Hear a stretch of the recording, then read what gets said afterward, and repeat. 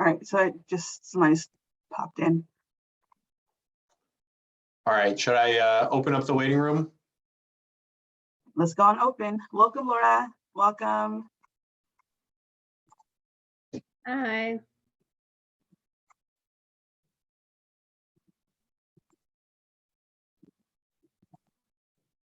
Okay. Awesome. Welcome, everybody. We'll get started here in a minute or so. Just waiting for some more folks to come in.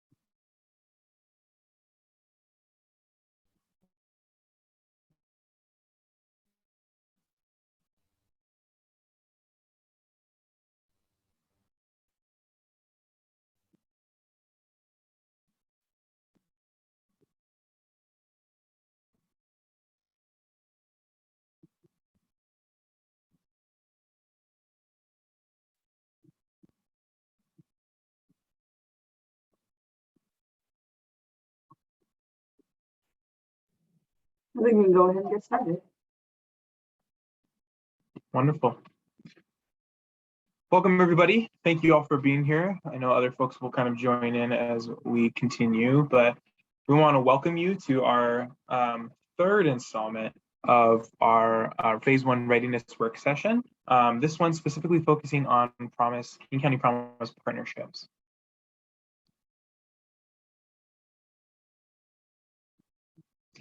And similar to before, for folks who have been to other sessions, if you could please take a moment to make sure you please do mute your computer or device. And we would love to know who's in the room. If you could take a moment to please introduce yourself in the chat with your name, your pronouns, and your school or organization that you represent. And then throughout the presentation too, we encourage you to leave questions and comments in the chat, and we'll make sure to keep an eye out for those as well. So folks can take a quick moment to introduce themselves in the chat. Welcome, Lisa. Katie.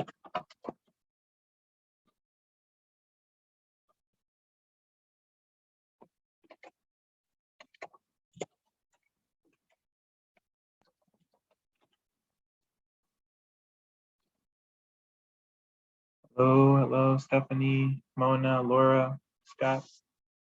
Wonderful. Next slide, please. So I feel it's very important to acknowledge that we are on stolen land. So to start off the meeting, wherever you may be at location-wise, to start out with a people, land, and water acknowledgement. So the Puget Sound Educational Service District, PSCSD, recognizes that the way to true reconciliation starts with facing and accepting our past, which is rooted in colonization, imperialism, and white supremacy, and authentically moving towards honoring Indigenous people and land we occupy. PSCSD acknowledges the region we support and occupy are the ancestral territories of the Coast Salish people. As the original stewards of the land, the Coast Salish people are comprised of tribes that span across the Pacific coast of Turtle Island. PSCSD recognizes that there are 29 federally recognized tribes in the state of Washington and 5 tribes in the state that are not recognized by the U.S. federal government, but are recognized by the state. Our region of service includes the tribes of Duwamish, Muckleshoot, Nisqually, Puyallup, Skokomish, Snoqualmie, Stillaguamish, Steilacoom, and Suquamish. PSCSD physical spaces reside on the traditional lands of Duwamish tribe, Muckleshoot Indian tribe, and Puyallup tribe, who historically lived through the Black, Cedar, Green, Puyallup, and White River watersheds. PSCSD Renton office sits on the ancestral Duwamish village named Sko Alko, which means confluence. PSCSD recognizes that our federal government has stolen land and broken treaties, especially the treaties of Medicine Creek and Point Elliott. We are committed to creating a racially just education system that educates all students on the colonization and the ultimate resurgence of Indigenous peoples' traditions and culture, where they continue to be an integral part of today's society. By learning to lead with transformational values and disrupting patterns of white supremacy, PSCSD calls to action the practice of seventh generation thinking and honoring the people in the land. Thank you. So for today's agenda, we're hoping, as always, to give a King County Promise overview, as well as an overview of Promise partnerships, and then to spend some time in Q&A breakout rooms to have some deeper discussions, and then to discuss some next steps. So what we plan on going over in the meeting, some of the outcomes and the goals is we want to communicate again the Promise vision and outcomes, as well as more specifically some of the Promise partnership elements, including our partnership components, our partnership commitments, as well as some of the leadership and governance structure that exists, as well as what SSO, so our group at PSCCN will help support future groups who apply for the RFP and are funded. And some of our session outcomes for this session are really to ensure that the interested parties and folks who are here today understand the components of the Promise Partnership among districts, CBOs, and CTCs, and folks who are at the table today. So a little bit about us. You may already know with PSCCN, we build on regional capacity to increase post-secondary readiness. That's done through professional learning and resources, through coaching and technical assistance, through different pilot support and innovation, through systems alignment and coordination and partnership and development, as well as systemic barrier identification and removal. King County Promise intentions being one of those things where we're committed to removing barriers so that students from first gen, low income, and students of color have the opportunities to access and obtain post-secondary credentials of their choosing. So we have a wonderful team. One person, Haley, is not pictured in this slide. However, there are some folks on the call where I want to take a moment to introduce. First of all, I am Naveed Badri. I am a manager here at PSCCN, and I'm just really grateful that folks are able to join us today. And I'll pass it off to Christian. Hi, everybody. My name is Christian Granlund, manager at Puget Sound College and Career Network here. Good afternoon, everyone. My name is Mercy Daramola, Director of Post-Secondary with the PSCCN team.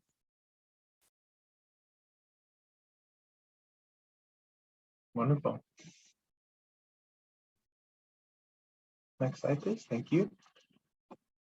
So a little bit about our vision for King County Promise. We believe that all youth of color and other historically underserved youth, young people receive high quality support to choose and pursue and succeed in whatever post-secondary path they choose. And that includes substantial system capacity is built around K12 and higher education to ensure more equitable support. And really our institutions are there to make significant improvements to coordinate, align, and simplify the journey of completion for young people. And really to demonstrate to the state that the programming, evidence-based practices, and staffing level needs to achieve high post-secondary enrollment and success rates can be shown via King County Promise.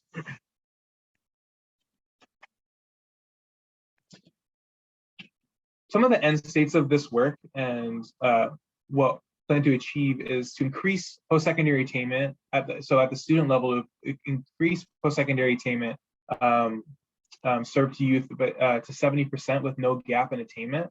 So some of the partner pieces is that K12 district post-secondary institutions and community-based organizations collaborate to create this cohesive, equity-focused P16 education system that supports secondary transition and success for young people. And beyond that, to a systems level approach, which, as I mentioned before, demonstrates to the state that the King County Promise model strategies and outcomes can be sustained and replicated across different areas of the state at a high quality level.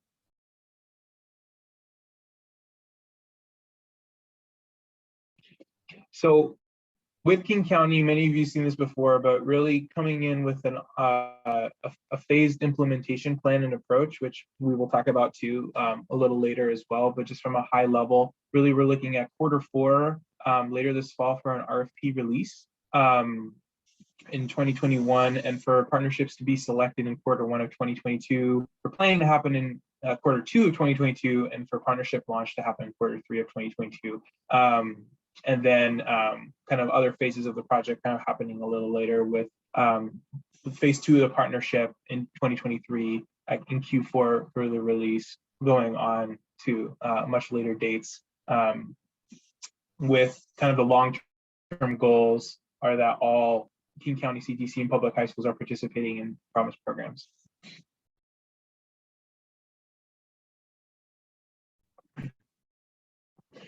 So a lot of questions about RFP. Some general information about RFP that we want to share is that King County DCHS has had, like I mentioned, tentative release of the RFP for King County Promise Phase 1 in fall of 2021. So coming up for partnerships interested in implementing King County Promise in fall of 2022. Some of the details of that are still being confirmed and will be shared with folks. And really kind of the piece to this is getting acquainted with the RFP process. There's opportunities for virtual information sessions once the RFP is released that DCHS will host as a, in addition to different info sessions. There's a technical assistance piece for interested applicants. Will be available at no cost, where trained TAs can provide consultation to assist applicants and build proposals and work with partners. And then with the RFP itself, right now planned to be open for 6 to 8 weeks to give partnerships time to apply.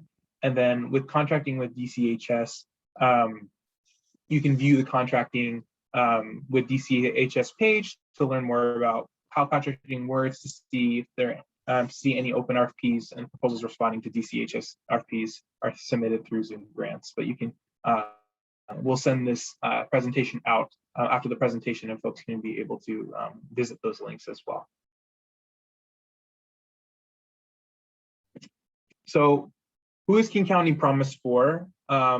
We have a exclusive focus on youth of color from families at or below the federal poverty level who identify as LGBTQ+, youth who experience homelessness or foster care, youth with disabilities, or other youth who have been historically underserved in King County, ages 26 and under. And those fall into kind of 3 different categories of where students are at different institution levels. One being high school students, the second being CTC students, and the third being opportunity youth and working youth who aren't quite in the education system currently, but are looking at a path to possibly come back to that.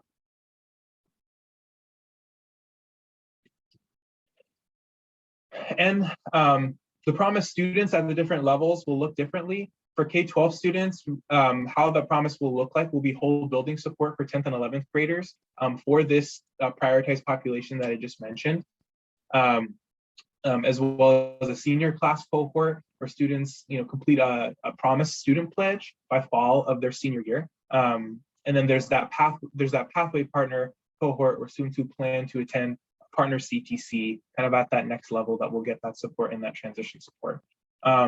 Additionally, there's opportunity youth where young people in KCP prioritized population are enrolled in and re-engaged or in an alternative program that aren't currently enrolled in school as indicated by their Promise pledge. And they don't already hold a 2 or 4 year degree. And then lastly, CTC students, these can either be high school students or opportunity youth students, again, in this prioritized population, enrolling into Promise Partnership High School or Opportunity Youth Program. And then students in KCP prioritized population enrolling from outside of the Promise Partnership as well. And I will pass it off to Mercy to give a little bit, or excuse me, pass it off to Mercy to be able to give a little bit of a Promise Partnership overview. Thank you, Naveed. So we're excited to really delve into this portion of the Promise model. We're thinking about the heart of the work, supporting the students that Naveed mentioned before that are prioritized. That really happens only and well through the different organizations that will come together and form partnerships underneath a King County Promise umbrella. And so there's four different types of organizations that can come together to become a Promise Partnership. The first are the K12 districts. So any public K12 district in King County and or charter schools serving students in grades 9 through 12. Any K12 and CTC students serving CBOs. So nonprofits serving King County students either in high school or CTC, specifically with college access and or success support services. An opportunity youth serving CBO, so any nonprofit in King County that serves students who are disconnected from school and living wage jobs with college access and or success support services, and then community or technical colleges across King County. And so each individual entity will come together as a partnership to apply for funding underneath the RFP that will be open later on, and each entity will receive direct funding. And so what's critical about thinking about the different four types, this has been something that through the many years of design through the Promise, we thought about some of the key ways that students are being supported and served through advising. It really is both what happens in school, so in our districts and our community technical colleges, but then the really critical role that our community-based organizations play in amplifying and collaborating the support that our in-school staff play. And so that is why we really had this key emphasis on the role of community. So next slide. Next slide.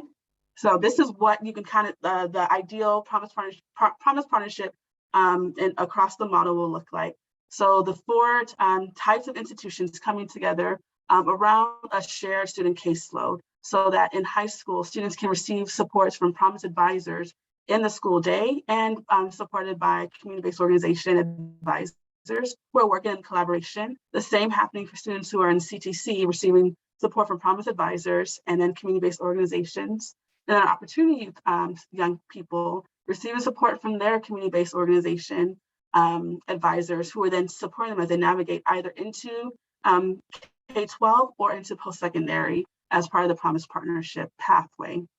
And so as you see this configuration, a lot of questions have started coming from folks about, what about this configuration? What about this? And this is the purpose of Promise, is for folks to be able to dream and to say what, and to let us know, what will that look like for you? What of what you know in your current partnership that you're thinking of, or that you might create underneath the Promise dreaming, will allow for an opportunity for students who are the Promise prioritized students to have really high touch, high quality advising. That's something that we are all striving towards in this region in this way. Promise is not in some ways a new approach. What is new is opportunity for folks to let us know what works well and for us to learn together as Promise Partnerships and the county overall, or across King County overall.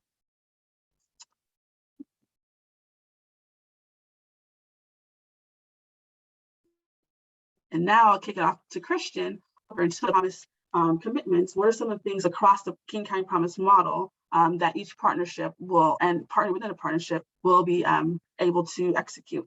Christian? All right, and my internet's being a little wonky today, so apologies if I cut out, and if I turn off my screen to save some bandwidth, I may have to do that. So if you see me disappear, heads up, but we'll do our best. So one of the ways we're thinking about how we organize our Promise partnerships is basically these 5 buckets. So thinking about our advising strategies, what that means in regards to staffing, how organizations work together to use data to better serve students and to address system gaps, how we develop and manage funds, and then how we kind of manage the relationship across partners, so that cross-partner engagement. So these are the 5 big buckets that we're thinking about. We're going to walk through each one of these and look at what are some of the commitments in these specific areas, and how might that connect to our partners or be different amongst partners. Some of this may be review, but hopefully it's a good reminder and also gives you some thoughts around who needs to be engaged in this work, who from your campus or organization represents kind of each one of these different buckets, and how might you be able to work together with partner organizations to address some of these gaps. So first off, thinking about some of the advising commitments, and this is again similar to what we went over, but in our first work session. But our K12 partners, we want to make sure that all our partners, and specifically our K12, are able to demonstrate an ability to implement equitable advising strategies to serve the prioritized populations who are a part of who are named under the PASTA legislation. And we want to make sure that those students have the ability to participate in college preparation sessions, individual coaching, that there's ample opportunity to bring others in through school-wide events, that there's campus visits happening, family engagement, and then graduation event and transition programming. So what Mercy said, a lot of this isn't new, but it's thinking about where can we use this funding to enhance partnerships and fill in the gaps of maybe we're doing some of this for some students, but are we doing it, are we ensuring that these opportunities are made available for the specific students who are identified as potential Promise students? And then we want to be able to track and measure 2 grade level specific and regionally developed college and career tasks. So that's basically finding targeted strategies that we're focusing on through different strategies. So again, as you're thinking about, whoa, well, we have this issue we want to address, then we can identify kind of that area of growth and make sure we're measuring and we have a continuous improvement process in place for addressing that. One of these should always be ensuring completion of financial aid applications and supporting meaningful high school and beyond planning. So again, those are some of the commitments for our K12 partners. For our community-based organizations, again, providing that case management and advising support along with district and college partners. So our CBOs are there to either support our students into college or support that retention of students. So that can be focusing on timely completion of financial aid, and again, that coordinated delivery to specifically serve opportunity youth, young people ages 16 through 26 who aren't currently engaged in our educational system or in a family wage earning job. So making sure we're supporting that population. Utilizing shared caseloads. So again, understanding who's moving from one organization to another organization and that they're supported in that transition process, and establishing systems and communication across organizations to support that, and collaborating with Promise partners, partner districts and colleges to deliver some of the programming associated with those student populations. So that bridge programming, the college readiness programming, some of the things we spoke about. So, but thinking about what's the specific role of our CBOs in supporting partnerships. And then our community and technical colleges. So participating in the transition programming around academic and individual coaching and advising, participating in quarterly events and training modules. So that can be, that's referring to like the cross organization professional development. So that's true for everybody. And ensuring that students complete the King County Promise application and that they participate in that onboarding that supports college readiness. Colleges are really going to be leaned on to lead some of the college-specific bridge programming and orientation programming for students who are coming from those K12 organizations or the CBOs. But that will be done collaboratively, but again, leaning on colleges and their expertise in navigating that system. And then again, use of case management and real-time progress monitoring. And then something that's unique to community and technical colleges will be the equity stipend. So ensuring that's made accessible to students and is issued in an equitable way to those students who are qualify as Promise students. So again, overview of devising, a little bit around, this is pretty much similar for all partners with staffing, but ensuring that you're collaborating with PSCCN to develop and implement a hiring plan for King County Promise funded staff. And we want to make sure that ensures early, consistent input and engagement from across partners, so districts, colleges, and key stakeholders in that hiring process. That we're keeping in mind that student to staff ratio. Positions are co-created with PSCCN for newly hired staff, or if folks are getting reassigned, that they understand the jobs and roles that they're going into, and that there's alignment across those entities, those partners, around the job descriptions, the performance evaluation measures for those jobs. We understand there's specifics around classifications, around pay rates that may need to be navigated. So we're not including that as a specific staffing component, but we know that's a piece that is part of the conversation there. And that there's common responsibilities across those job descriptions or existing staff and the delivery of those responsibilities.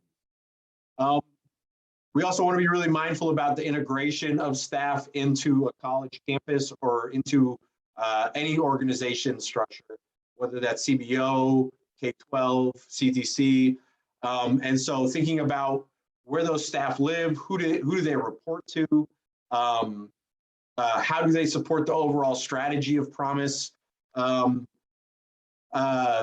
does that reporting and supervision structure look like? And then how are needs being met around ancillary costs or funding for just things like technology, equipment, office, like just some of those standard needs of being a part of an organization and serving students. So making sure there's a plan for all of those things. All right, so that was staffing.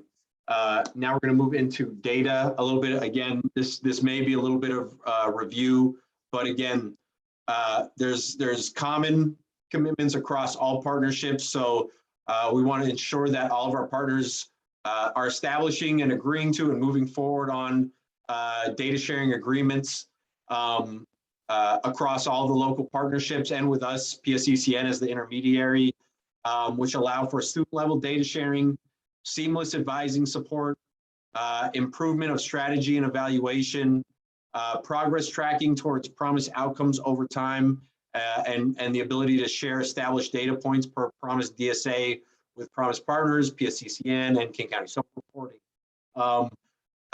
We know there's a lot that goes into that, but that's essentially our goal of what we're doing, pulling together partners, ensuring that we're able to meet that the case management, the reporting aspects, and the continuous improvement aspects to look at the overall student populations, and looking at data points and where there's gaps that need to be filled in.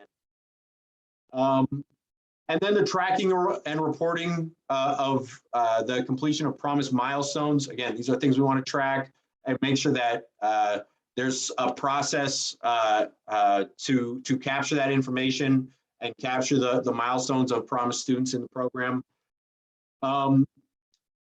This one, implement simplified transcript transfer process.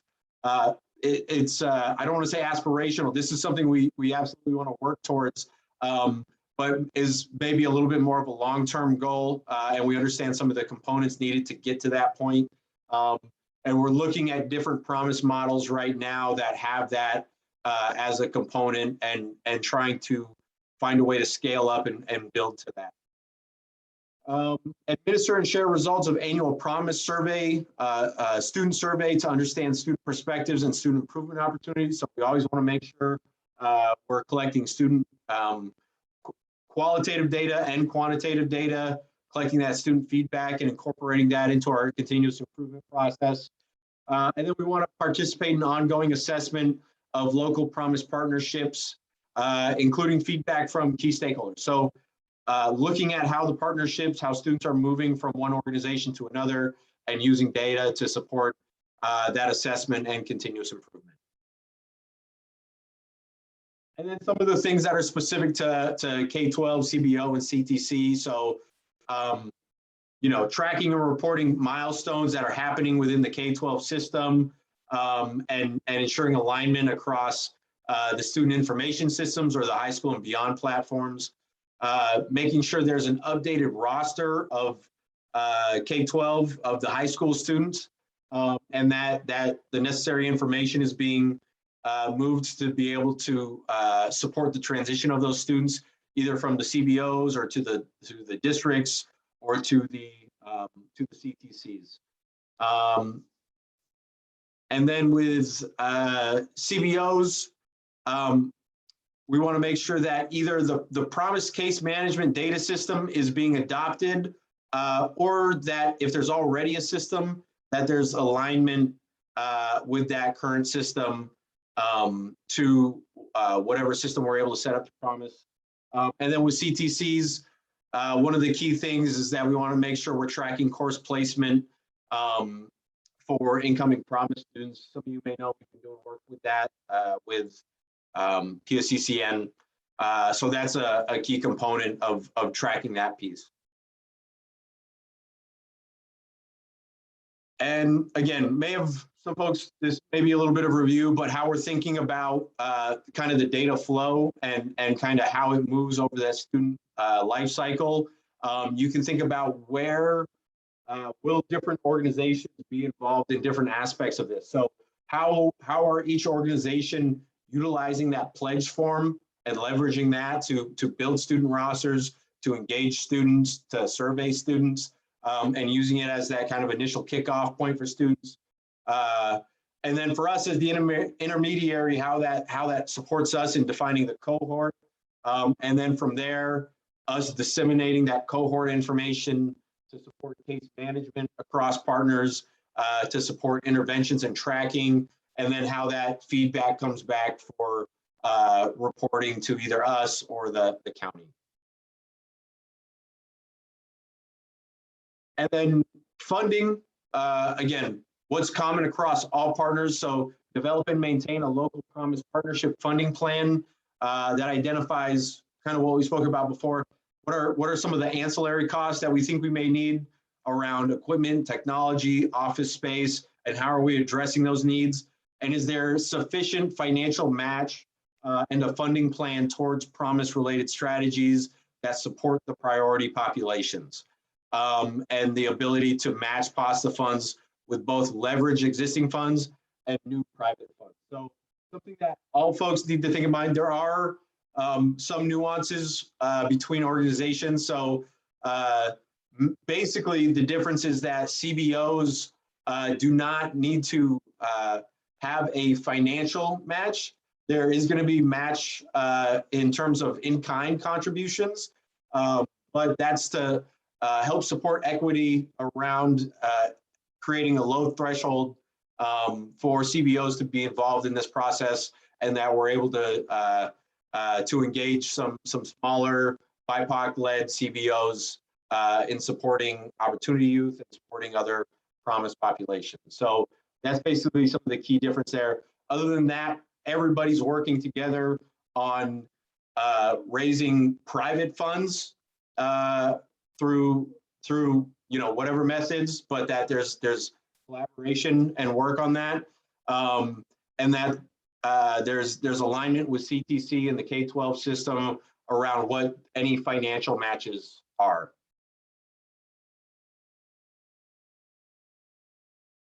All right, and so this is kind of the big piece to wrap all these things up.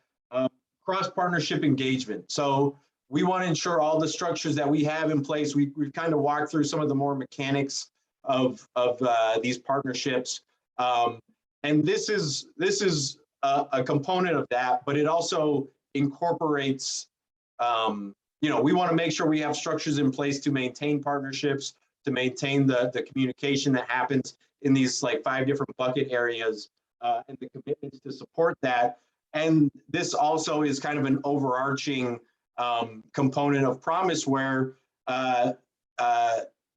if this were just Promise in and of itself, the engagement piece, I think we would make significant impacts on students' experience. So establishing a local Promise Partnership leadership team focused on coordinated Promise services, delivery, and continuous improvement. So thinking about who are your champions within your organization who are going to help lead some of this work and build and maintain those cross-organizational partnerships.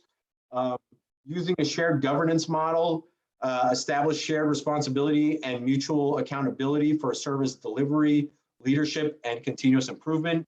So again, thinking about across those partnerships, who owns what piece, which organizations own which pieces of work, and how do we embed continuous improvement and accountability into those structures. And it's just having those conversations to ensure that's taking place and understood across all of our partners.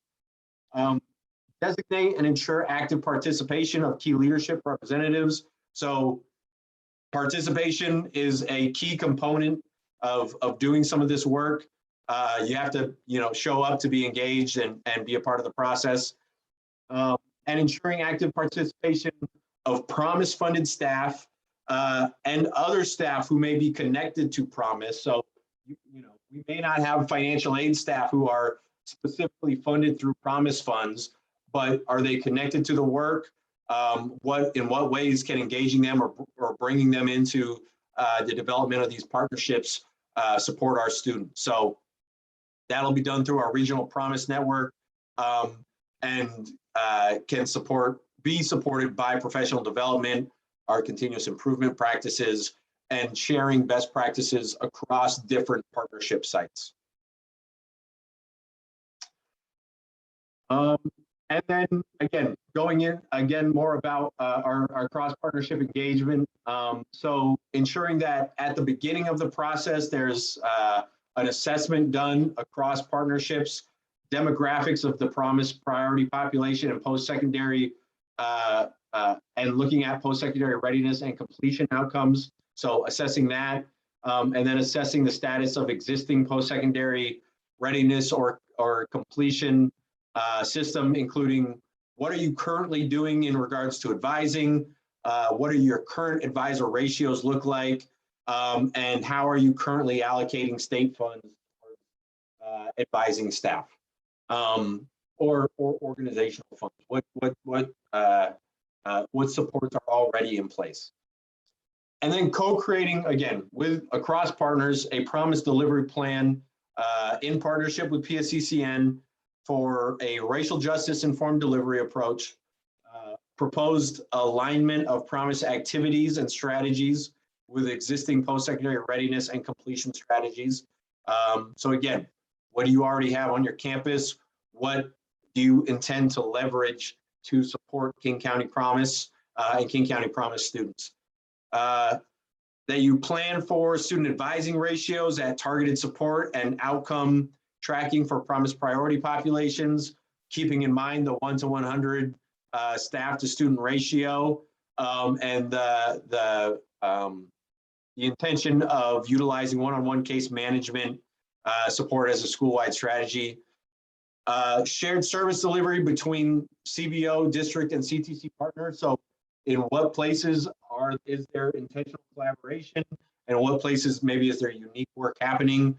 And again, always this continuous improvement component that's embedded throughout all of the work that we're doing. And then once that's in place, making sure that we are monitoring that, maybe monitor is not the right word, but that folks are continuing to remain engaged in the process, in those improvement plans. And if there's adjustment necessary needs to those plans, make sure we're assessing that continually throughout the life of that relationship, just like you would with any relationship. So, all right. Any major questions there? I know that was a lot of stuff. All right, if there are no questions, I will pass it back to Naveed, I believe, who's going to go into how PSCCN is going to support some of these things that we spoke about. Christian, there are actually a couple of questions. I think you're sharing your screen, so you may not be able to see the chat, but they're both from Matthew, if I can read them to you. Okay. First one is, can you please clarify how expectations will differ between CBO partners that are generalists versus CBO partners that have focus on opportunity youth? Is there a difference other than the latter type of CBO will focus on particular student population? I would say there's, and again, my best assessment of the question, Mercy or Naveed, feel free to correct me. I would say from a organizational standpoint of how those CBOs work with us as the intermediary or how they interact with the county, there's no difference. How they work with you within the specific partnerships you establish is up to you how to determine and what's the relation. If you're bringing in a CBO because they provide a specific service or they work with a specific student population, and you have another CBO that does something totally different, you're going to have different expectations for those organizations. So it's up to the partnerships to determine. And that's kind of what we're talking about today. So your question's right on point, I think. Yeah, and the world of partnerships and the world of partners is very broad. So what we're looking for folks to do is to see the intention is to have CBOs that do have the expertise of working with students who are in school, so either in K12 or post-secondary, and then the CBOs who have the expertise of working with students who are or young people who are in opportunity youth, which if that's within the same CBO or if that's different, we are looking for folks, you all, to dream and to and over time through Promise, we'll across the region see the different iterations of it. The core of the expectations that are consistent no matter what are that the advisors that are in each institution are working together in collaboration to support the students in high school, as an opportunity youth, and in CTC.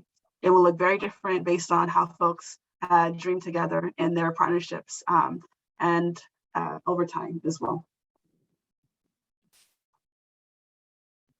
Great. There's a second question from Matthew on the topic of data. Can you please clarify the sort of data that will be requested in the RFP versus what should instead be addressed in the initial partnership assessment? If the RFP asks applicants for the same data, that would render the initial partnership assessment superfluous. So in these sessions, we're not speaking specifically to RFP specific data that will be shared more in the once RFP is open and those info sessions that outline that. What we did have outlined in the assessment, partnership assessment, that slide that we'll share after gives folks a sense of what are the different components of partnerships and like different data that you'll want to be thinking about now. You may see some elements of that in the RFP, but those are also just fundamentally important as we think about Promise over time. So what are the current outcomes of students that you plan to work together with? How do you as partners currently do well or not, or want to grow in some of the areas when it comes to partnerships and more? So the intention isn't to have data that's not useful or superfluous, but really to have data both that allows for folks as you're applying for the RFP, but then as you're also planning and then implementing the Promise partnerships to allow that information to build upon itself so that there's a successful launch next fall, but also growth over time. So not intending to duplicate any information, but really to have intentional data at each stage that helps with implementation.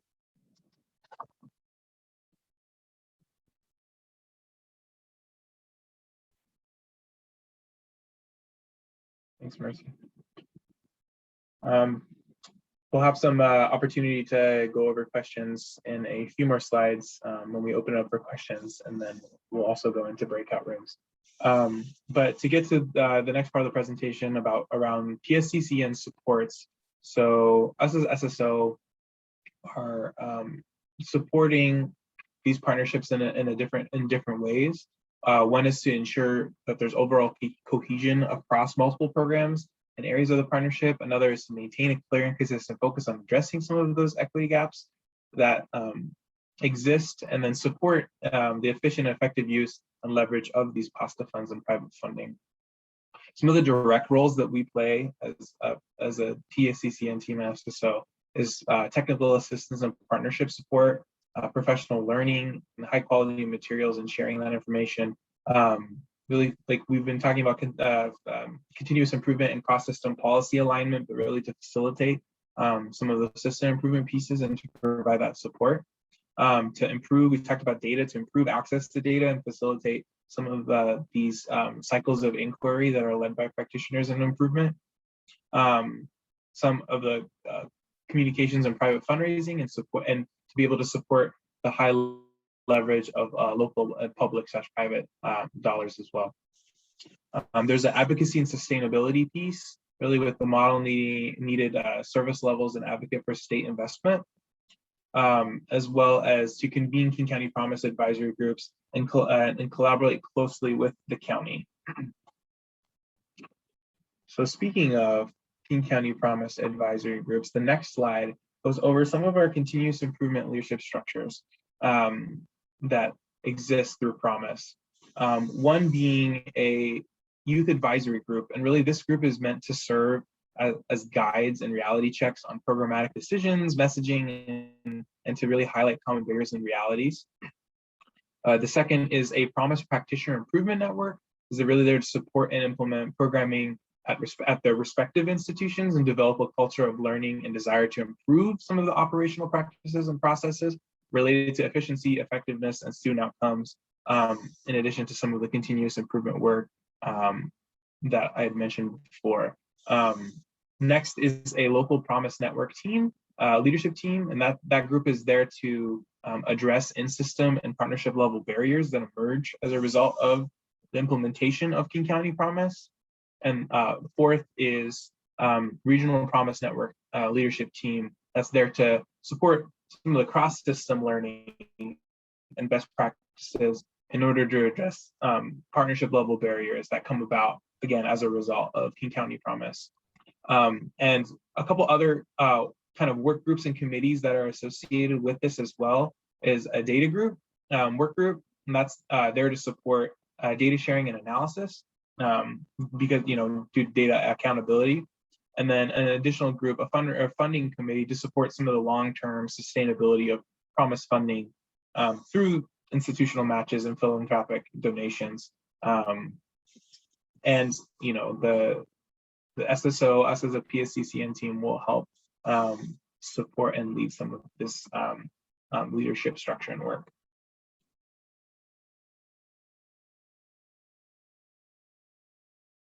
So talked a lot about partnerships, and obviously we recognize that many of you already have partnerships that have formed, or you already are experts in performing partnerships. And we really do look forward in kind of learning and leaning into that experience into KCP. In addition to that, initially we do want to provide a few different resources to help support some of those partnerships. The first is a resource by YDEC, which is a school community partnership toolkit. Just includes a lot of different really great resources on forming partnerships that may be useful to some folks. The second is a family leadership design collaborative. And this kind of is part of research on districts and schools and CBOs that partner with families and communities, kind of using a co-design process, which may be relevant and may be able to be adapted if that's a resource that you find helpful. And another resource too to share is the UW Equitable Collaboration Framework. It's essentially a research-based tool outlining ways to engage in partnerships, kind of with equity in the forefront and equity kind of centering the work that kind of goes on and happens.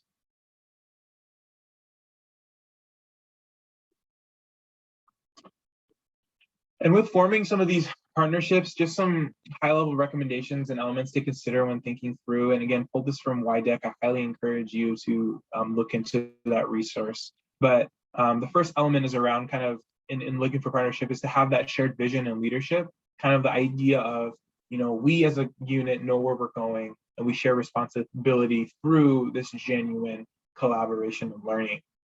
Second piece is that folks are aligned and responsive to implementation. It's the idea that we're all rowing in the same direction and continuously adjusting to the conditions as they're changing and adapting and learning. And that kind of gets back to some of our the continuous improvement piece into this work.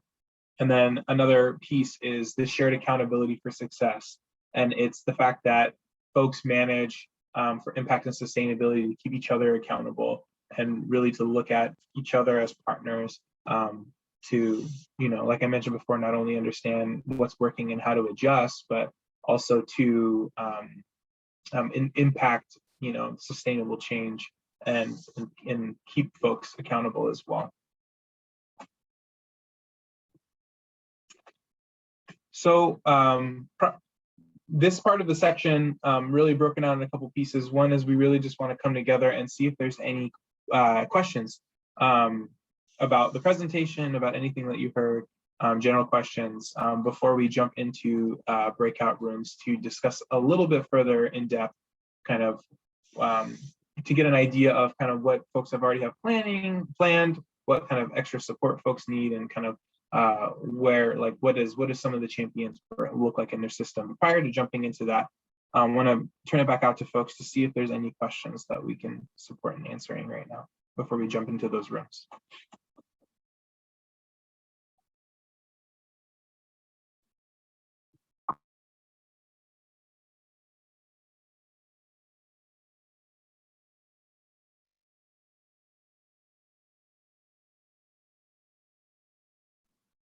Folks are welcome to hop on, unmute themselves, or put them in the chat if you prefer.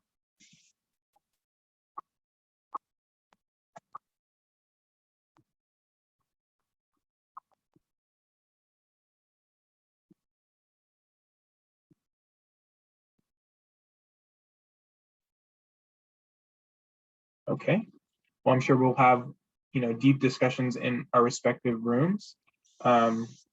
Looks like we have 15 participants on the line, and 10 that are not PSCCN or DCHS. So what do you think, Mercy or Christian? 2 rooms, 3 rooms? Sorry, I couldn't see. Yeah, 2 sounds good. 2 rooms sounds good.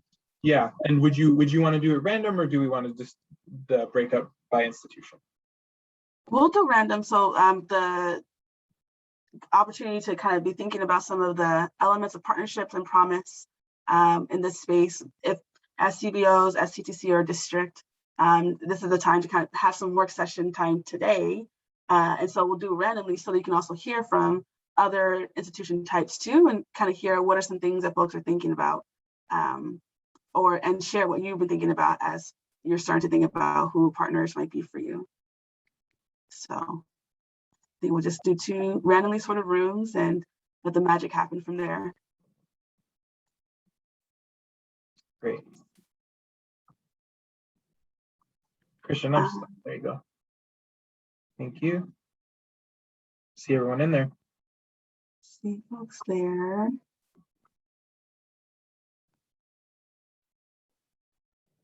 You want me to do room 2? You can choose either. I'll go into room 1. Okay. All right. Sounds good. Okay. You assigned me to room 2. Do you want me to stick to that one or jump into room 1? Oh, okay. You can go into either one. I didn't know I assigned you, so I'll move you to. Looks like Christian's room is. Oh, I just moved you. Sorry. I think you're co-host, so you can join whatever room you want to, right? okay. You're gonna hop into 1. I'll hop into 1. Yeah. Okay, I'll see you in there. Okay. Cool.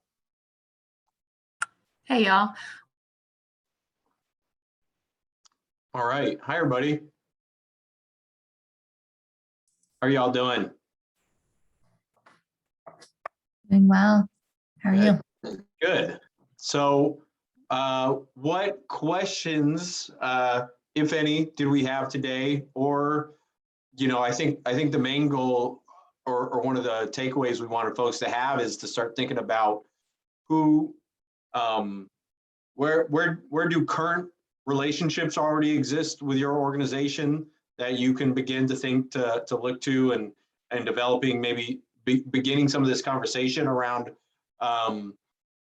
entering a formal partnership through the King County Promise RFP process, and then who within your own organization do you need to think about engaging to be able to focus on some of those bucket areas that we spoke about, and can make sure we're addressing some of the commitments within King County Promise. So So yeah, those are just two of the big takeaways or questions for folks. But other than that, whether it's that or any of the info we covered today, are there any questions or things folks are hoping to cover or discuss?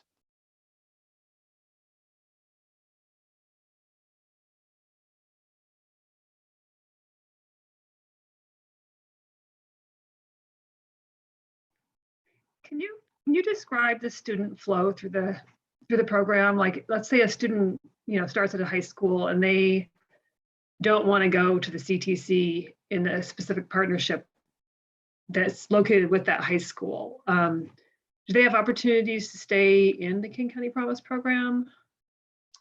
I have a slide that shows it, but to answer your question quickly, essentially, no. So we do want to make sure all the students who are at the high school have the opportunity to be served by King County Promise, or the students who fall within the prioritized populations.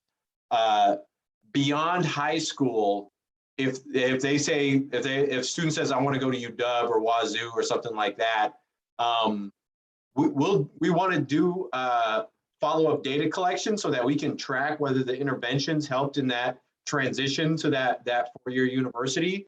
But unless they're going to that partnership CTC, then there wouldn't necessarily be continued King County Promise-led support.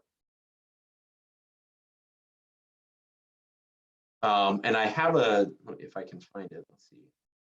I mean, it basically just shows what I just described, but I'll see if I can pull that up for you.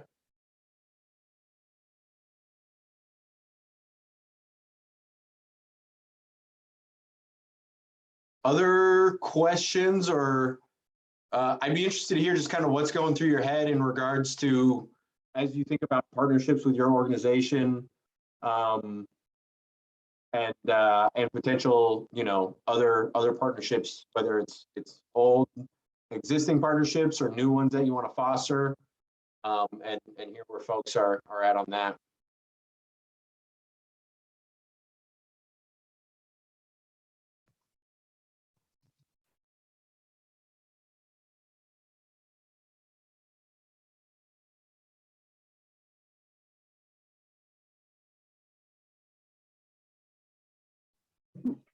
Well, I'll talk about Seattle colleges. So we don't have any agreement yet. So I'm just kind of, doing some fact finding. We already have the Seattle Promise program, but that only serves students coming directly out of high school. You can't take a gap year. So they have to go directly from high school to the colleges. So we're thinking about partnerships that would address youth who don't qualify for that program, like students who get their GED or graduate from the high school plus program. Yeah. Older students who took some time off, so because it's been a real complaint, especially among our basic and transitional studies deans, that these students are excluded from Seattle Promise. So that's sort of where we're thinking at this point. Yeah, I think that's a great example of how to look at the specific gaps within an organization of where are we serving or not serving students, and how might this help address some of those gaps. So yeah, I appreciate you sharing that. I think it's a great example.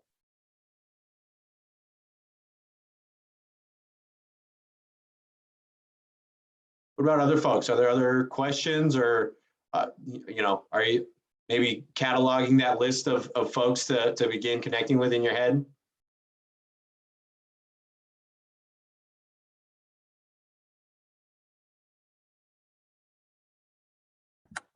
I can share. So College Possible, CBO. I think we're just trying to process through what makes the most sense, since we have partnerships with high schools in 3 different school districts, and then we have an MOU with Seattle Central, for example. So we're trying to figure out, what makes sense as we think about, are we duplicating services? How do we really reach additional students, as you had mentioned? And so we're very much still in the brainstorming stage, but also trying to think strategically about the services that we do provide to our students as compared to like who are we missing? No, that's great. And I think I mentioned this, I hope I mentioned it. There is this piece where, let's say Seattle colleges could only be a part of one partnership site.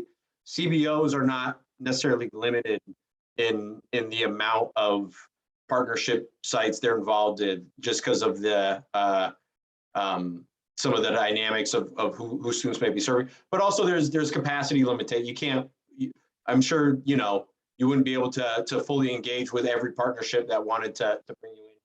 So that's something to think about, is if you were to scale up, how, you know, where strategically do you go to kind of scale some of the services that make sense for your own organization?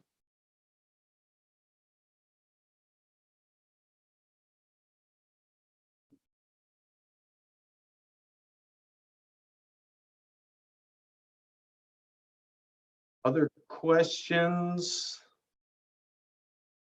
Let's see, Reza or Vero, do you guys want to introduce yourselves or share what organization you're from? Sure, I'm Reza Sahi, working with REVA, Refugee Women Alliance, as a post-secondary success coach. So we working generally in Seattle and in South King County. The office is in Seattle and the sub office in Kent. So I'm working generally with the students in South King County, generally with the students who are in the Kent, Auburn, Federal Way. So we, as a CBO, we are much more connected to the high school and college. Generally, I'm working with the three main colleges in this area: Renton Technical College, Green River, and Highline. And most of the clients that who I'm serving, they are the first generation, the minorities, refugee, and immigrant families. So they have much more challenge than the mainstream who know how to do and what to do. So that's very great. And one of the things that I was thinking is that if we can involve, for example, King County Library, also it can be somehow helpful, because sometimes when we have an event like a FAFSA event or for the advocating for the college, sometimes when we need a gathering hall, so library, because it's a place that can be at the middle, connecting the students who are in the high school, who are not in the high school, who are not on the college, and then all of them, they can be in the community space. It can be the other things. Yeah. Great. Yeah, that's interesting to think about, engaging like a government entity like that. So that might be a question for you, Lisa, on how some of that would work. But yeah, that might require some investigation and some work on our side to see how that might be, how that might work together. Cool. Well, thank you for sharing. Vera, did you want to share a little bit about yourself and your organization? Sure. I did introduce myself in the chat in the other room, but my name is Vero. I'm with College Success Foundation. And just, I don't know if I have any specific questions. I think I'm like the other folks trying to figure out how this fits or doesn't fit. I'm thinking it's not going to with what we have, and probably the biggest thing is resources. I saw that match, and we just don't have capacity, and so I'm that's a bit concerning for us. And so, but we'll keep learning. I was just going to clarify, there's not a financial match for CBOs. So there is like I believe there's like a match in terms of I guess in-kind contribution. So I mean, staffing essentially. But right. And that's our that's the challenge. We're a nonprofit. We don't have a lot of staff that can. Yeah. That's a huge deal for us. So. Okay. I think we'd be interested in hearing your concerns around that, because part of the intent of this is to be low barrier, low threshold for some CBOs. So understanding that a little better may help us either in our communication to address those things, or even in our structure with RFP. So I'll pop my email in the chat, but if you want to send like a more detailed outline of some of those concerns, we'd definitely be open to hearing that.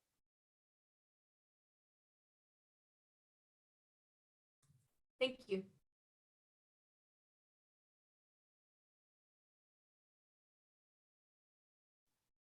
I have a question about the 1 to 100 ratio for advising. Just kind of how that would work. So let's say there were like, 300 students in a partnership. Some of them are served by a CBO. They're all served by different entities at certain points. Would that be three advisors total? If there's 300 students among all the partners? You know what I'm saying? I'm just trying to kind of figure out flow and like get a half a person here or Yeah, no, you know what? That's a good question. And I feel like over the last just like few days of going through some of this, I may have confused myself. And so I think I had one understanding, and honestly, I'm not sure where it's at right now. And I don't want to tell you the wrong thing. So I do recognize that is a complexity, but I can flag that for follow-up. And I think we're going to go more in depth into that into the financial when we go into the funding work session, because that's so connected to the funding with the amount of students being served and that advisor ratio. So so yeah, I'm gonna withhold an answer just because I don't want to tell you the wrong thing.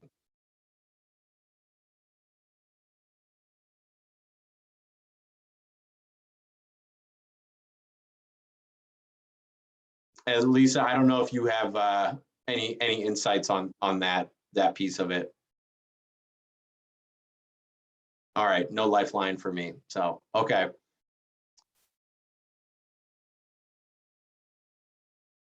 Other questions? Yeah, I'm just thinking for the students who already graduate. So whenever they are in the high school, they have a advisors or the high school support. But for the students who already graduate, but they have a gap for maybe few years before going to the college.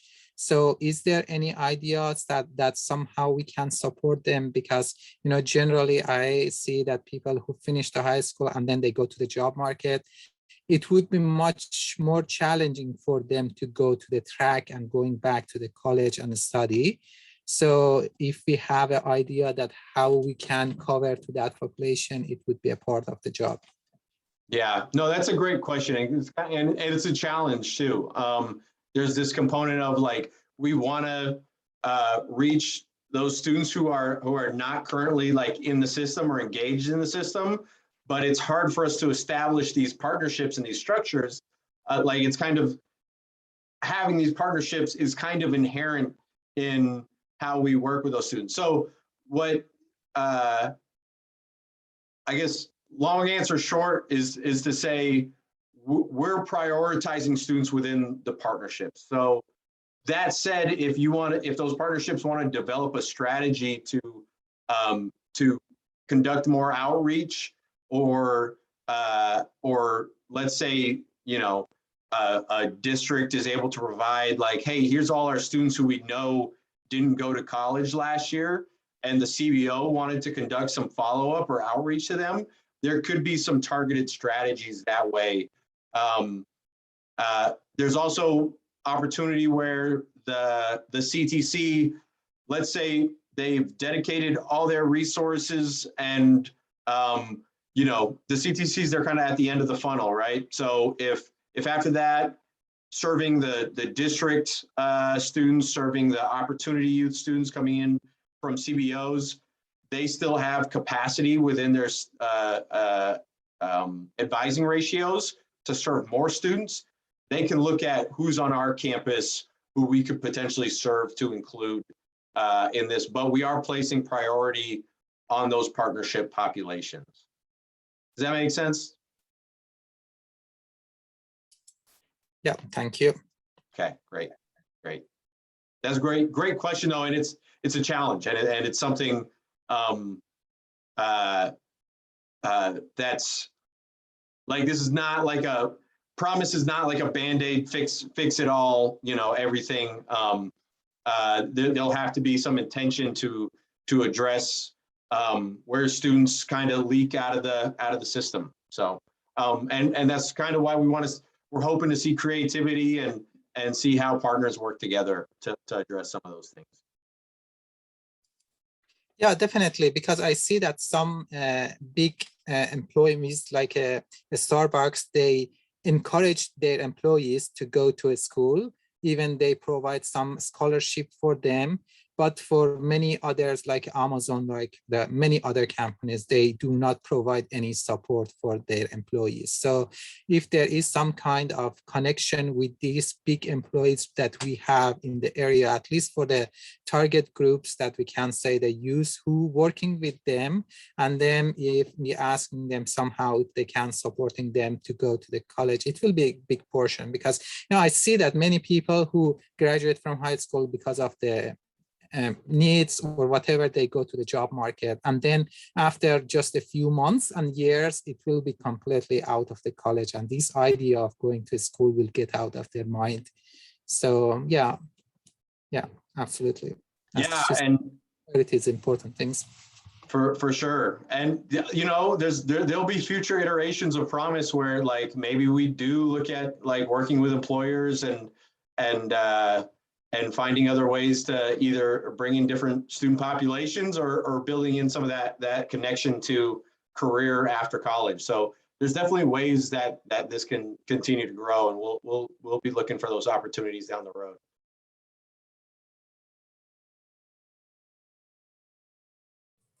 Just a quick question. Speaking of down the road, do you foresee, or is there a projection that King County Promise will exist like past 5 years, past 10 years? Is this kind of a set kind of citizen supported type of funding that will continue into the future? Do you have any sense of that? Yeah. Lisa, do you want to get this one? I can help you with this one. Finally, I'm useful. Yeah, the funding for this comes from PASA, which is the Puget Sound Taxpayer Accountability Act, which is state funding, and it's actually 15 years long. It may go even longer than that. And then the goal is to figure out how to sustain it afterward. So to prove something within the first 5 to 10 years, and then work on how do we sustain that beyond PASTA. But PASTA is 15 years, so that's a long initial investment. Yeah, so I think like one component about this is that like these initial partnerships that we'll bring on, and Lisa, you can let me know if I'm wrong, but the way I understand it is that these initial partnerships, they'll be Promise organizations for kind of the duration of that 15 years. We'll keep onboarding programs, but they're the amount of time they'll be a part of that program still we still have that same end date. So some folks may be a part of it for a pretty significant amount of time, and some folks it may be a shorter time frame. But we want to make sure that we're scaling this up and as it evolves, we're getting more effective, and we're demonstrating the useful and effectiveness of it for long-term permanent funding. So when you speak of sustainability, especially towards the end, then is there that expectation, for example, CBOs, that they also have sustainability efforts for the positions? How does that fit into the sustainability desire or model? Yeah, that's a good question. Lisa, I see you took your mute off. You want to try to tackle this one? I mean, from my perspective, the answer would be yes, because CBOs are part of the model, and we want the model to be sustainable. So yeah, that's going to be a key piece of it, figuring that out. And I don't know if this is what you're alluding to, but oftentimes funding for CBOs is less sustainable, is the kind of thing you have to apply for year after Yeah, right. right, and it's not guaranteed. So how do we build that in, that it's not just sustainable for districts and community colleges, but for those CBOs as well? It's definitely something on our mind, but not something that we have figured out yet, to be transparent. Mhm. Right. And, and I appreciate and that's fine. I just wanted, that's where definitely we're thinking about, because, for us, we had to think about not only the salary, but of course, the, the benefits and just being able to sustain everything that we have to fundraise for. And so, it's all just kind of core to whether we have 3 people or 5 people, and we can have 3 people for 5 years, and then that money goes away, and then those people go away. And then those relationships that you really worked hard to develop in the community or in the schools, and they're like, hey, where do those people go? And so I think that's one of the things I keep kind of wanting to listen for, just because I know for us, that's the one thing we have. Our asset is just the amazing people that work with our schools and our students. And at the same time, it should be like, it's not that hard, but at the same time for us, it's like everything when it comes to staffing. So that's one of the things that I've been trying to listen for. The partnerships, totally get it. The core population, totally get it. Like we do that already. We use these frameworks. So that, like all of that seems pretty straightforward. For me, it's just about the dollars. Yeah. And like, I will say there are aspects of, or I think components of what percentage of the match we're looking for that we're figuring out, how we issue funds. Is there a way where the timing of the funds can support sustainability? So I know, again, this is tentative. Don't take this as anything concrete, but I know it was one of the things we were discussing of instead of just offering, like, I don't know, if it was a 50% match and it being 50% kind of throughout the agreement, you could do 100% upfront and scale it down to allow time for organizations for future planning to make that fund sustainability. So there's, I think there's opportunity there to be flexible and finding ways to make it hopefully more sustainable and allow for long-term financial planning.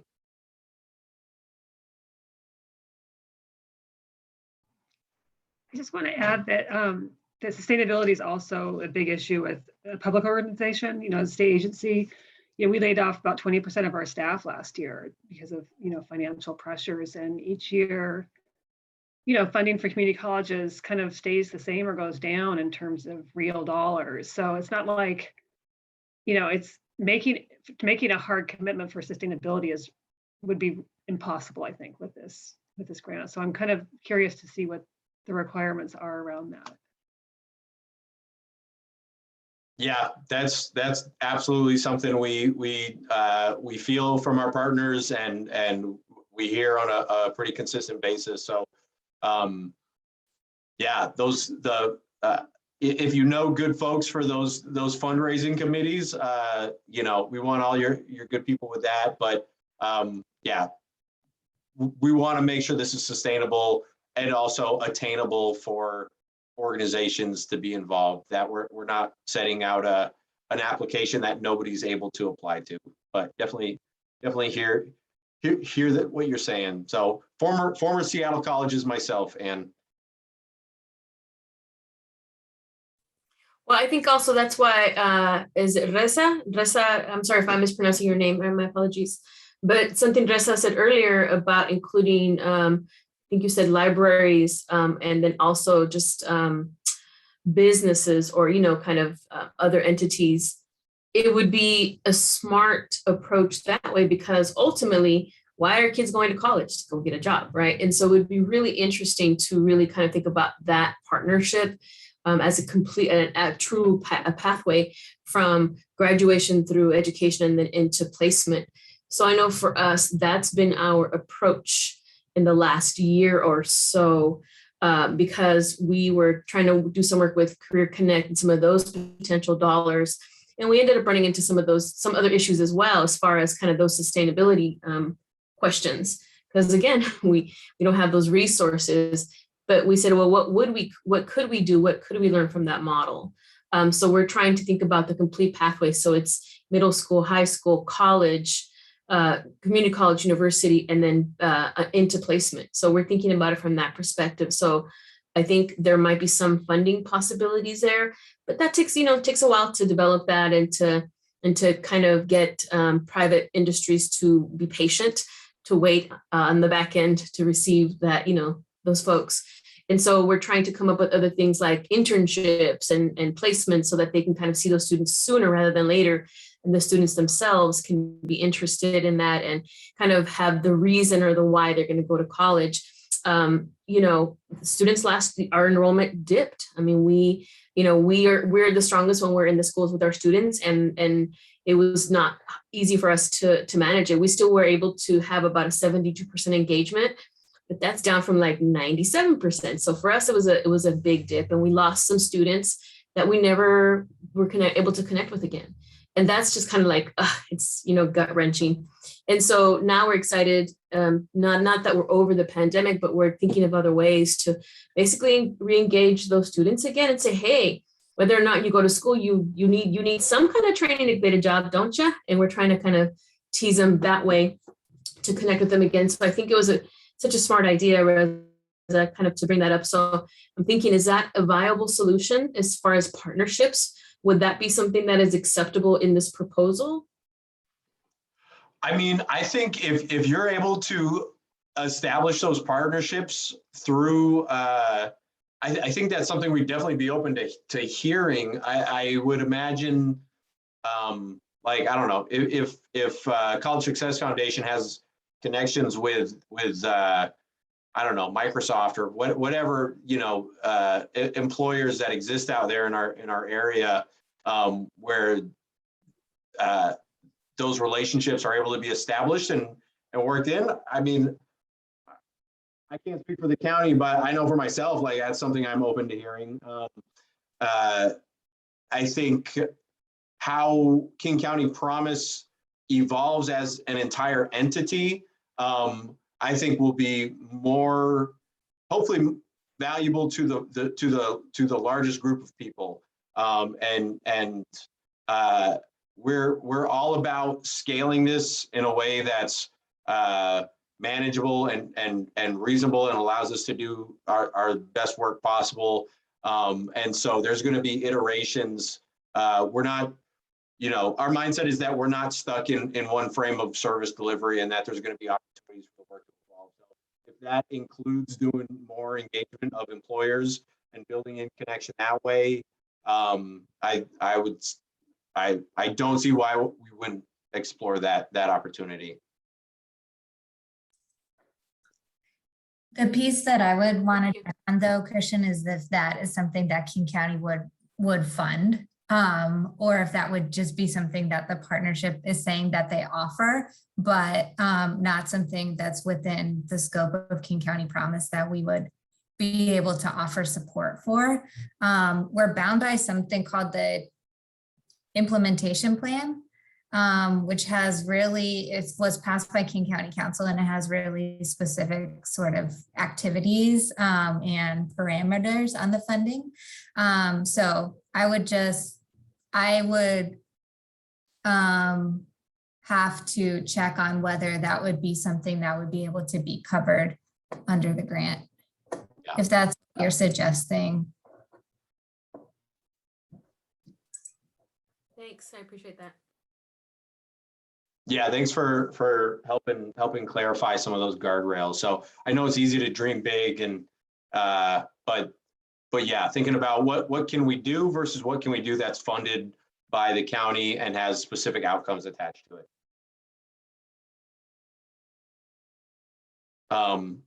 But that said, if you're able to dream big and get those those unicorn goals, and find a way to connect them to Promise, more power to you. We definitely want to hear some of those good things. All right, we have 49 seconds, any last questions, comments, anything wanted to cover in our last little bit of time here? I just popped the implementation plan into the chat. This is a public document, so if you're curious about what exactly the council is saying we have to do, you could check that out. Great. Thank you, Lisa. All right.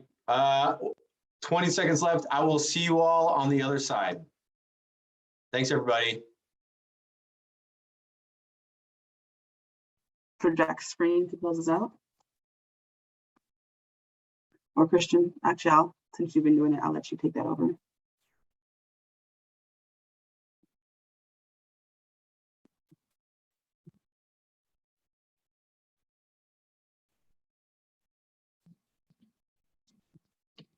Great. Well, thank you everybody again for your thoughtfulness and that time in the breakout room. Just wanted to highlight a few different ways to get engaged with us and with this process and with the RFP process. First off, being encourage folks to sign up for our newsletter if you haven't already. You can learn more about kind of King County Promise as a whole kind of on our website, where these sessions will be posted and materials and kind of happenings will be posted. And additionally, we're going to send more information, official information this evening, but wanted to shout out a King County Promise RFP Development Community Feedback Session that we're partnering with TCHS on. Ways to give your feedback. One is to sign up and attend an RFP feedback session via Zoom, and that date's on October 7th from 4 to 5:15 p.m. And if someone could put in the link into the chat, my mouse is dead, unfortunately. And then the second is to, if you're not able to attend that piece, or if you'd also like to provide feedback via survey, there's a brief survey to share your thoughts, and that's due by 5 p.m. on October 11th. And then kind of the last piece is we have a remaining phase 1 readiness work session in October, session 4, specifically around fundraising and financial commitments. And we'll update this on our website, but just a shout out that this is a new date. It's a Google form. Thank you, Lisa. It's a new date for our next fundraising and financial commitments that will send folks information on as well. But just wanted to highlight that there's a new date. But I think Lisa, you may want to, or was that Marcia? Was that you? Yeah, just a quick plug. And then we also, we have Lisa, one of our county partners from DCHS, the RFP feedback session that actually just want to shout out. It might have been Matthew or somebody from one of our earlier work sessions had asked around being able to see the our actual RFP.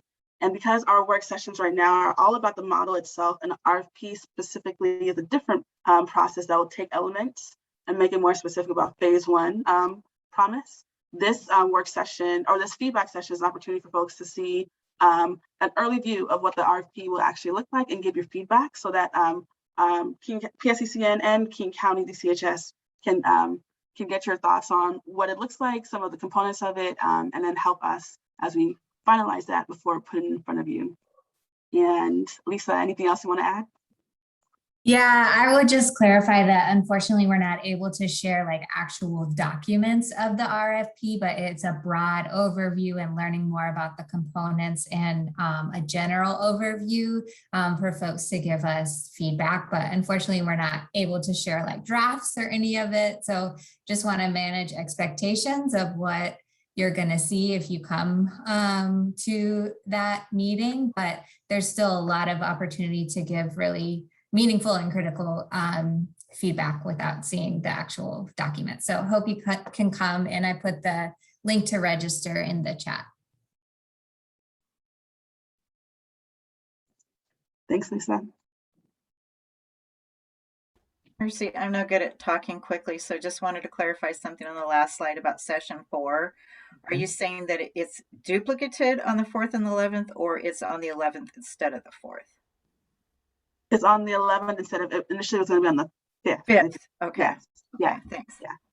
You got it. You got a week break from us, and we'll see you back on for the work sessions of Promise overall on the 11th. The next Thursday, if you can make it, is the feedback session. And these decks are posted on the link of the website you just posted. Is that correct? The decks and recordings we posted on the PSCCN website. I'm not sure if that's what's in the chat though. Yeah, in the chat are the form for the feedback section, but all Promise related links, etc., will be on the PSCCN website. Yes, and I'll also follow up with this group too with the recording and the slides too. And one last plug about additional work sessions. It's not here yet, but we will be, yeah, so the 10-5 session is now the 10-4. The session 5 is now session 4 on 10-11. So we'll update that on the website. Correct, Lisa.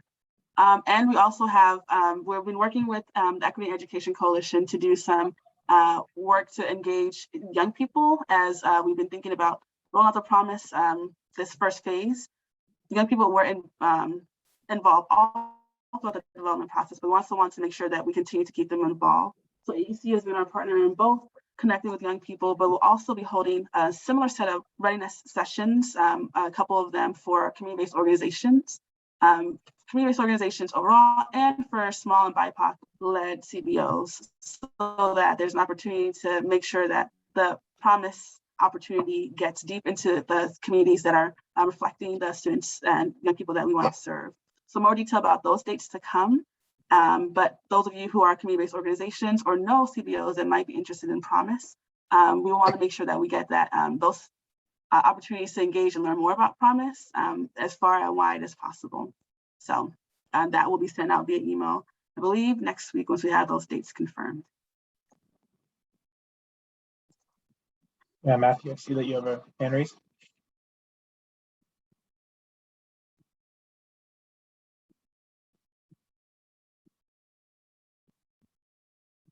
Matthew, do you have a question? Sorry about that. No worries. My question was with regard to some of the leadership entities that were discussed earlier in the presentation. Obviously, I think partnerships will really try to make sure that their structures reflect their local needs and the student populations that they're serving within their own communities. But there's also going to be a question of to what extent partnerships would really benefit not only themselves, but also in sort of the overall King County Promise by encouraging their staff to participate in some of these overall leadership bodies and use the input that is generated from those bodies to guide their own partnerships efforts. Since it's hard for people to kind of be in two places at once, and they'll often be the same people. I know there's not like an easy answer to this question, but I guess I would suggest it may be worth considering in terms of the RFP and guidance given to applicants to what extent they're kind of anticipated to be focusing on sort of developing their own local partnership leadership bodies and doing things as locally as possible versus trying to participate robustly in some of those overall leadership bodies and leveraging those to the greatest possible extent in order to inform their efforts.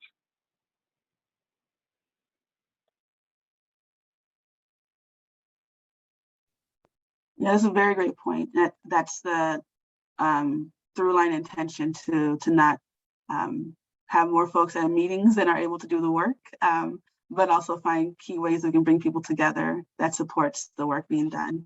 So the goal is to collaborate with the once the initial partnerships are formed, there's a significant right. Once you can clone humans, actually no, then that's when AI gets all wonky. But the goal is to once partnerships are selected, there is a significant amount of co-creation, both of the content of what the advisors will be doing, but then also how the groups form together. And so having that ability to say, okay, so where do we already come together? What does some of the cadence look like? That's intended to be something that we discover together as we go into phase 1 partnerships next fall. So this fall is really like the initial dreaming, like what would an ideal phase 1 look like as we think about Promise overall.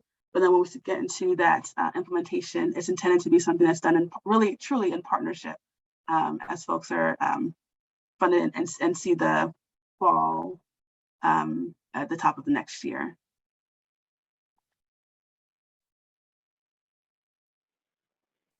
Got it. Thanks. Yeah, great questions.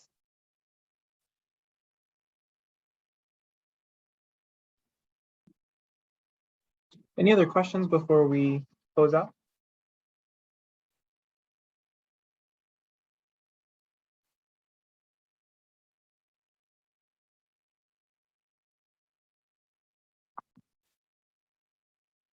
Okay.